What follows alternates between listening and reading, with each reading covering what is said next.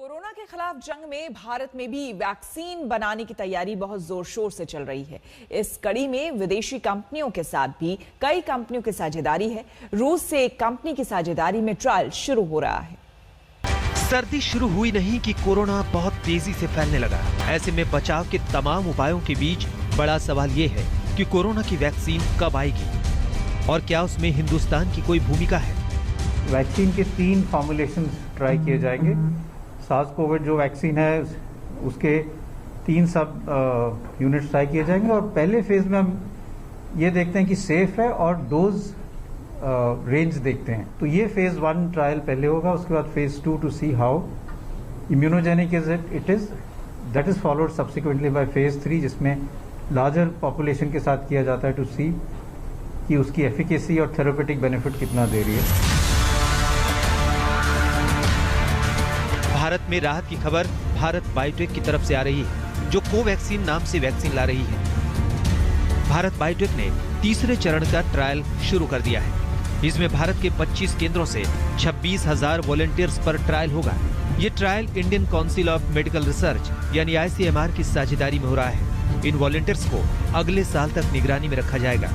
भारत में ये कोविड-19 वैक्सीन के लिए सबसे बड़ा क्लिनिकल ट्रायल है। भारत बायोटेक का जो वैक्सीन है वो अभी तीसरे दौर में उन्होंने करीब 26,000 लोगों का जो क्लिनिकल ट्रायल किया है वो नवंबर में उनका पूरा हो रहा है और उसके बाद वो ICMR को पूरी जांच के लिए भेजा जाएगा और हो सकता है दिसंबर एंड या जनवरी के पहले या दूसरे हफ्ते तक उनको ये उनका स्टडी जो है अगर उसमें पूरी बातें सही हो सकती है तो ही उनको ये बाजार में लाने की अनुमति मिल सकती है। खुद प्रधानमंत्री नरेंद्र मोदी भी कई बार अपने देश के बायोवैज्ञानिकों की सराहना कर चुके हैं और मनोबल भी बढ़ा चुके हैं। हमारे देश के वैज्ञानिक भी वैक्सीन के लिए जी जान से जुटे हैं। भारत में अभी कोरोना की कई वैक्सीन पर काम चल रहा है। इनमें कुछ एडवांस स्टेज पर है, आशास्पद स्थिति दिखती है।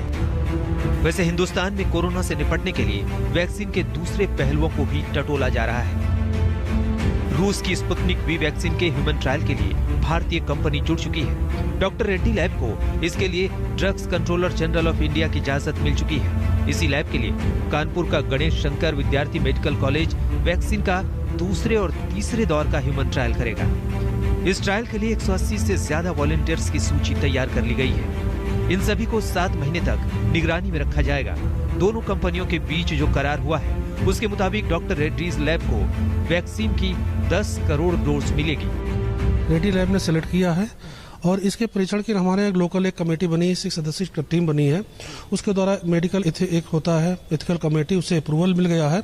अब गवर्नमेंट ऑफ इंडिया से जो DCGI drug controller general of India की तरफ से जैसे परमिशन मिलेगी तो वैसे हम यहाँ पर जो हमारे लिस्टेड कैंडिडेट हैं उनके द्वारा परीक्षण चालू होगा। कोविड-19 के संक्रमण से बचाव के लिए भारत में उत्तर प्रदेश के कानपुर के गणेश शंकर विद्यार्थी मेमोरियल कॉलेज में स्पुतनिक 5 की पहली खेप अगले हफ्ते यहाँ पहुंच रही है, जिसका क्लिनिकल परीक्षण यहाँ पर किया जाएगा। इसके साथ ही 180 से ज्यादा वॉलंटियर्स ने इसके लिए अपना रजिस्ट्रेशन कराया है।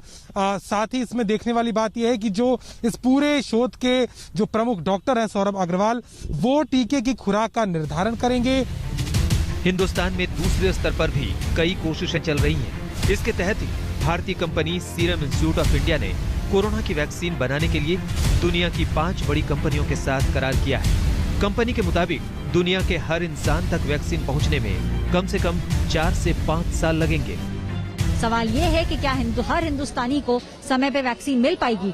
भारत बायोटेक की बात करें, ऐसी कंपनी जो हिंदुस्तान में कोविड-19 की वैक्सीन बना रही है वो फेज 3 ट्रायल में आ चुकी है।